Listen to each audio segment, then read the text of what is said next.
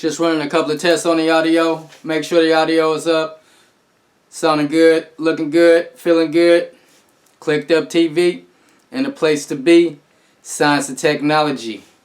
And I told y'all guys I was going to bring y'all cyber crimes once a month. I've been slipping, but I ain't been slipping in the darkness. I found the light. No more darkness. No more pain. No more misery and strife. You feel me? Know y'all know that. Give praise where praise is due. But yeah, we lucky to be alive. We lucky to see another day. So much going on in the world. I know y'all see them gas prices. I know y'all see them empty shelves in the grocery store. It's a lot going on in America. Just got to keep our head above water. But I'm back at it. Dropping the cybercrime news. Now the first cybercrime news took place March 24th, 2022. FBI from the Washington field office warns of increase in sextortion schemes targeting young boys. Now, as a YouTuber that brings you the news on science and technology, I never thought I would be giving you the technology aspect being manipulated in the hands of demons. Yeah, that's right. I call them demons. Anybody out there committing crimes, manipulating young boys and young girls, you need to hang yourself. What type of life if you're living as an adult fondling little kids? That's not right. Send them to the furthest, strictest, maximum security prison there is. That person will not make it out alive. Because as you know, anybody with a pedophile case, and if you're listed on the Megan's Law for the world to see, it's over for you. There's no way you can get away playing with little boys and little girls. That's a mentally messed up mind you have. It's a disease. Now I don't know where this disease, where it was created, but this has to stop. We have to bring awareness. I don't even like to report on something like this, but we have to bring awareness. People is using the internet. People is using social media. Stay on your game as a parent. Stay on your kids as a parent. Social media is not the parent. You are. So make sure you're out there checking text messages, call logs, emails, social media apps. See what's going on in your kid's life. You know, I admit, sometimes we do have our kids watching YouTube while we take care of business in the house. And I admit, kids got social media, but do we as parents routinely check what's going on? Even if we have 100% faith in our kids, we should at least create dialogue to see where their mental state is. Because social media, the fake world, kids are growing up thinking that's the real world on how life should be. So, let me begin. Thank you for coming in. So, the FBI, Washington field office warns of increase in sextortion schemes targeting young boys. The FBI Washington field office is warning parents and caregivers about an increase in incidents involving sextortion of young children. The FBI is receiving an increased number of reports of adults posing as young girls. Hold up, rewind that. The FBI is receiving an increased number of reports of adults posing as young girls, coercing young boys through social media to produce sexual images and videos, and then extorting money from them. Now, sextortion begins when an adult contacts a minor over any online platform used to meet and communicate, such as a game. That's right. Nowadays, the games, they implement text messages. They implement chats. They implement communities. And who are in these communities? You know, if your kid in this community, they think they're talking to another kid. Nowadays, technology is so advanced, you could get things that can alter your voice to make you either sound older or either make you sound younger or to make you even sound of the opposite sex. So, as technology evolves, parents mentally has to evolve so we can put barriers in front of our kids. So, they use platforms to communicate, such as game platforms, apps, or social media accounts. In a scheme that recently become more prevalent, the predator posing as a young girl uses deception and manipulation to convince a young male, usually 14 to 17 years of age, to engage in explicit activity or video, which is then secretly recorded by the predator. Now, the predator then reveals that they have made the recordings and attempts to extort the victim for money to prevent them from being posted online. So, if you have a 14, 17-year-old, they're old enough for you to spit straight game, straight knowledge. Let them know what's going on in the world. Let them know what to expect. Because as you know, as parents, you tell your kids not to do something without backing that up with a reason. They're going to get curious and want to know why dad or mom said not to do that. So they're going to test the water. Or they're going to test the fire. And you know when you test fire, you get burned. So protect your children out there. There's sexual predators out there of all sorts, creating what they now call sextortion crime. So I'm not about to get too deep. There's more information in regards to that case, but I just want to bring awareness. I don't want to go too deep into what the predator did, but use your imagination.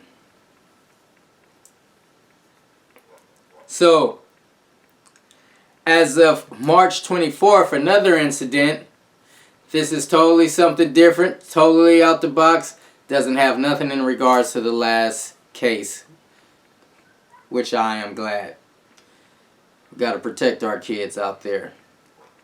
So the next case is 4 Russian government employees was charged in 2 historical hacking campaigns targeting critical infrastructures worldwide. Defending separate campaign was both targeted software and hardware for operational technology systems. The Department of Justice unsealed 2 indictments today charging 4 defendants, all Russian nationals who work for Russian government, with attempting, supporting, and conducting computer intrusions that together in 2 separate conspiracies target the global energy sector between 2012 and 2018. In total, these hacking campaigns targeted thousands of computers. at hundreds of companies and organizations worldwide in approximately 135 countries. As of June 2021, the indictment returned in the District of Columbia, United States versus Eugenie Viktorovich Glakra. You know them Russian names.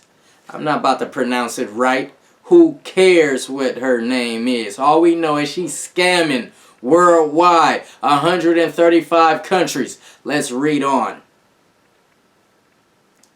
Now, concerns the alleged efforts of an employee of a Russian Ministry of Defense Research Institute and its co-conspirators to damage critical infrastructures outside of the United States, thereby causing 2 separate emergency shutdowns at foreign targeted facilities. The conspiracy subsequently attempted to hack computers of U.S. companies that manage similar critical infrastructures entities in the United States. So although it wasn't a direct hit to the United States, they were hitting United States infrastructures outside of the United States. If that makes sense to you guys, it makes sense to me. In August 2021, indictments returned in District of Kansas, United States versus Pavel Alexandrovich Akulov details allegations about a separate 2-phase campaign undertaken by 3 officers of Russia's Federal Security Service and their co-conspirators to target and compromise the computers of hundreds of entities related to the energy sector worldwide. Access to such systems would have provided Russian government the ability, among other things, to disrupt and damage such computer systems at a future time of its choosing. See, that's what they do. You know, they're lurking in the darkness 4 or 5 years prior, setting up traps, getting their research on how to manipulate, how to scam, how to get over, how to hack the system worldwide. 135 countries. That definitely takes time. So I give it up to the United States and their due diligence and their investigation team, their Central Intelligence Agency teams, the Pentagon, the US Department of Defense, the US Department of Justice, whoever's involved. I appreciate you stopping these hackers, because as they say, they were getting ready to hack any time of their choosing to shut down the energy sector in countries that's connected to the US. Now that could have been a catastrophe at its worst. Now just imagine these hackers, these scammers, they're hard at work. They're hard at work 24/7, 365 days of the year, 52 weeks out the year.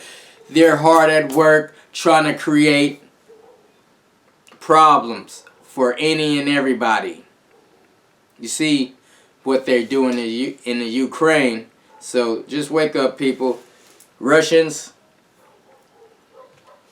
they got it out for the US and many other countries. So I don't want to go too deep in that because we got some more Russian topics. So a Russian government employee charged in 2 separate hacking campaigns. It's pretty much the same, but it's just giving more of a breakdown. But I guess, you know, they're just now getting charged on something they tried to create back in 2012, 2014. Yeah, that phase of 2012, 2014 resulted in havocs being downloaded onto more than 17,000 unique devices in United States and other nations.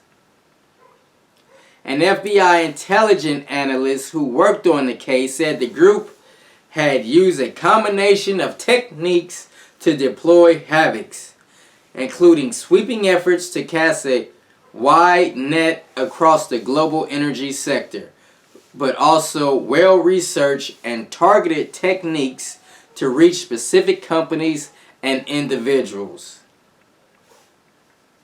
Now, they unsealed these indictments, the Department of Justice, that is, unsealed these indictments against these 3 Russians alleged to be responsible for this long-running and persistent campaign to target and infiltrate the networks of critical infrastructures in the United States as well as worldwide. So Russians have their hand busy. We got to have our hands even more busy with defending our country. You know, the alleged operation occurred in 2 phases. The first involved deploying a custom malware implant known to cybersecurity experts as havocs. Now, havocs, which I said earlier, infected a significant number of organizations in the global energy sector. So, let's go on to the next. March 29th. Suburban Chicago woman sentenced to a year in federal prison for insider trading. A federal judge today, which was then March 29th, sentenced a suburban Chicago woman to a year in prison for using insider information obtained from her husband to purchase shares of a company ahead of its acquisition by the husband's employer. Denise Grievous, 60, of Evanston, Illinois, pleaded guilty last year to security fraud charges. In addition, the year and a day prison sentence, US District Judge Harry D. Linweber fined Grievous $100,000. The sentence was announced by John R. Lotch Jr., United States Attorney for the Northern District of Illinois, and Emerson Boo Jr., Special Agent in charge of the Chicago Field Office of the FBI. Now, the U.S. Securities and Exchange Commission, which filed a civil enforcement against Grievous, provided valuable assistance. Assistant U.S. Attorney Jared Haston and Jason Yonan represented the government in this criminal case. Now, what Grievous do? Well, one, she admitted in a plea agreement that she made $286,960 in illegal profits.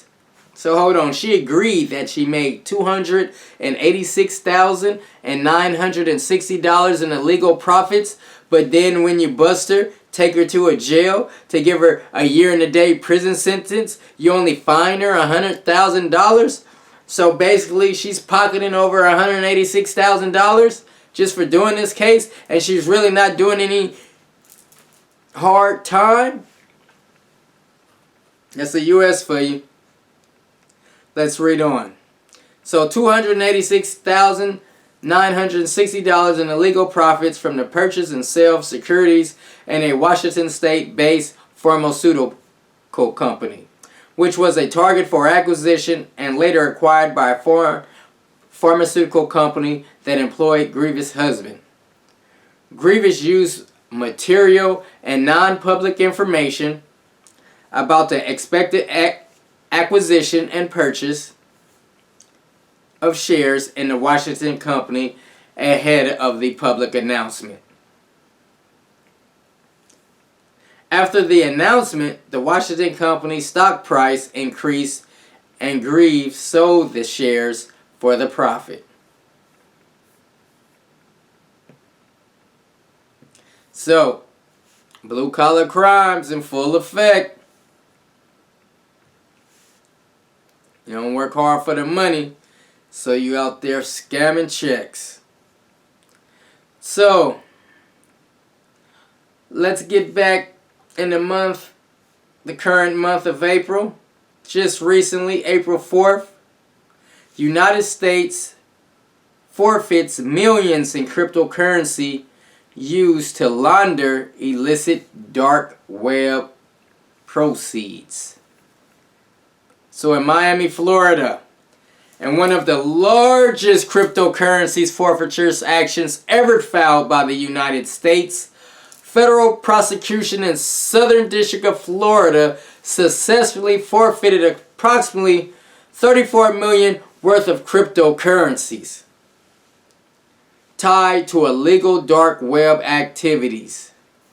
According to the US government civil forfeiture complaint, law enforcement agencies identified a South Florida resident raking in millions by using an online alias to make over 100,000 sales of illicit items and hacked online account information on several of the world's largest dark web marketplaces.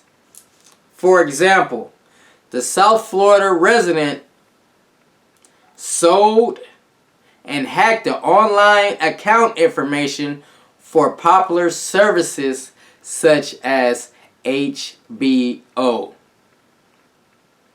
Netflix, Uber, and among others, and accessed the dark web by utilizing the TOR, which is the Onion Router Network. The Onion Router Network is a special network of computers distributed around the world designed to anonymize a user's internet traffic by concealing computers' IP addresses.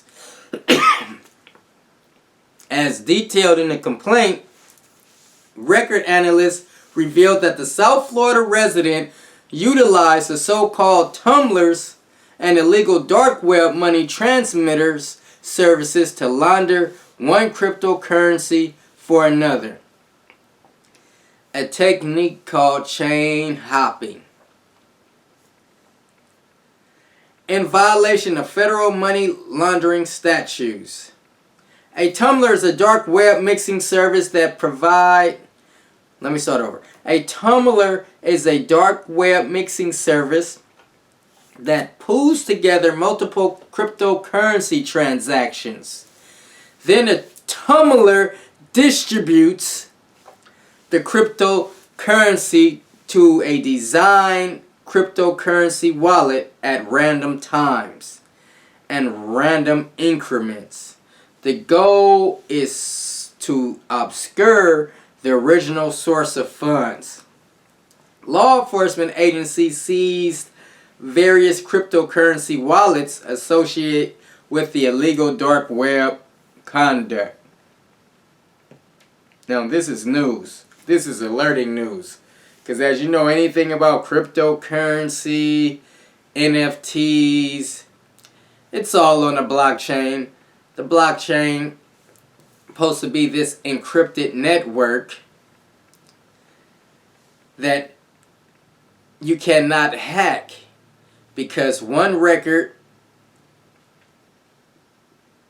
controls another record, which controls another record. So in order to manipulate one record, you have to manipulate all the records, and you only have such a short time to do so.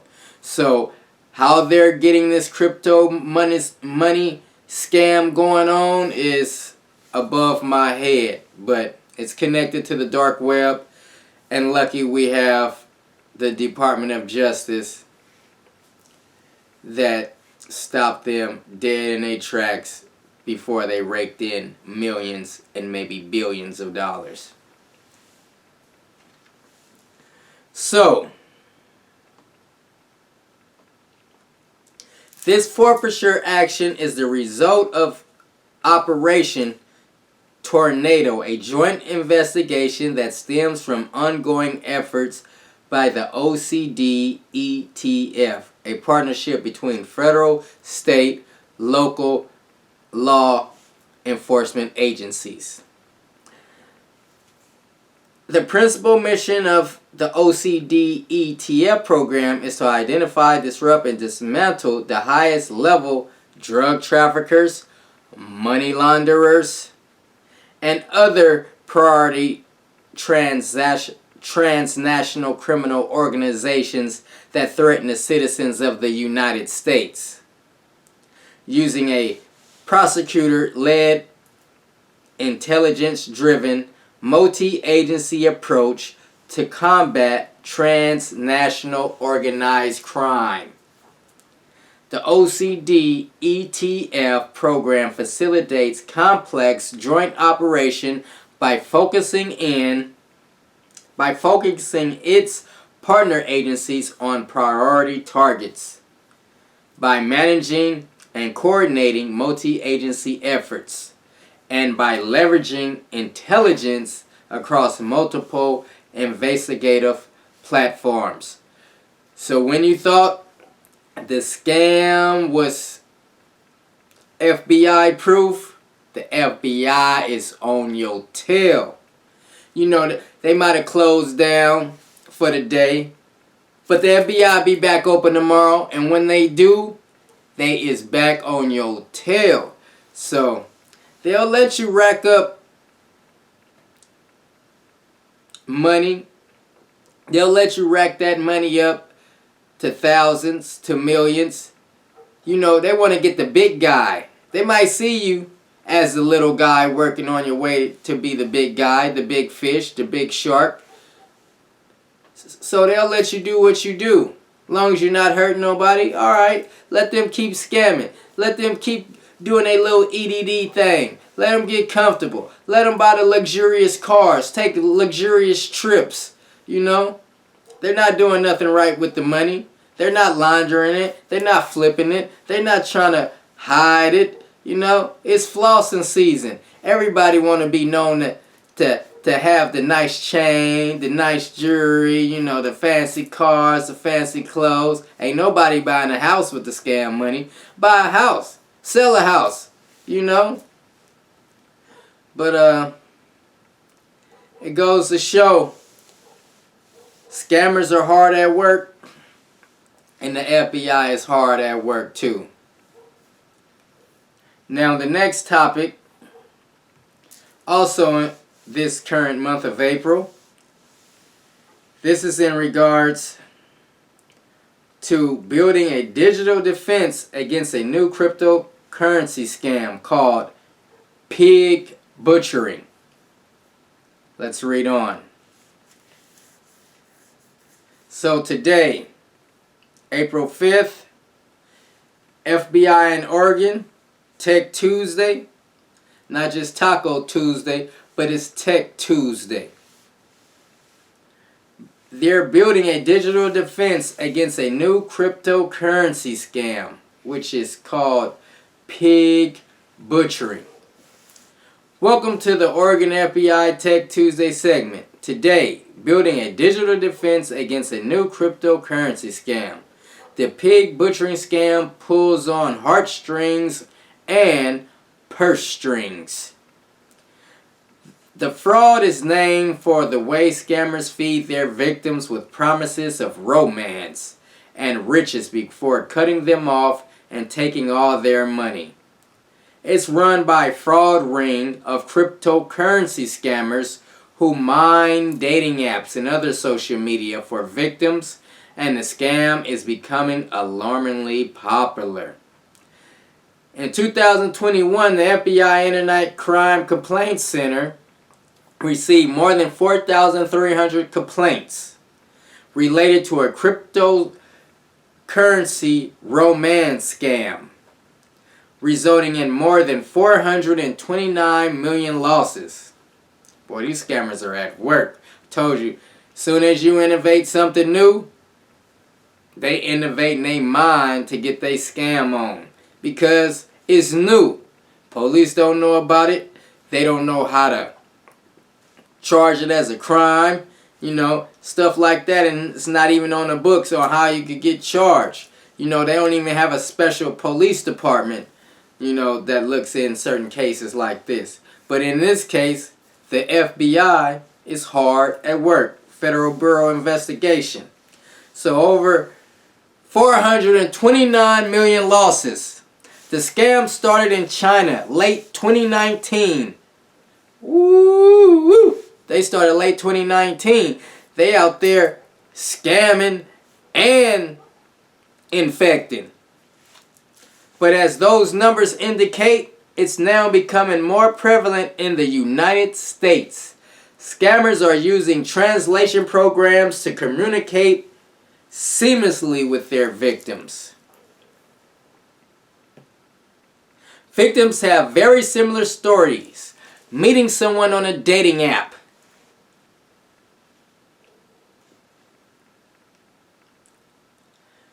Victims have very similar stories. Meeting someone on a dating app. The scammer gains the confidence and trust of the victim, and then claims to have knowledge. Knowledge of what? Knowledge of cryptocurrency, that is. Knowledge of cryptocurrency investing or trading opportunities that will result in substantial profits.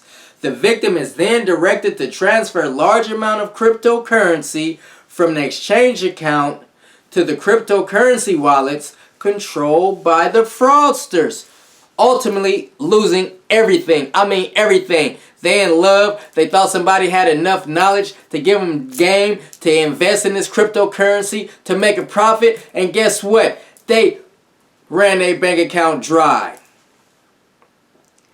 But here's how to protect yourself, people. Listen up. There's scammers everywhere. Cryptocurrency scammers, they're everywhere.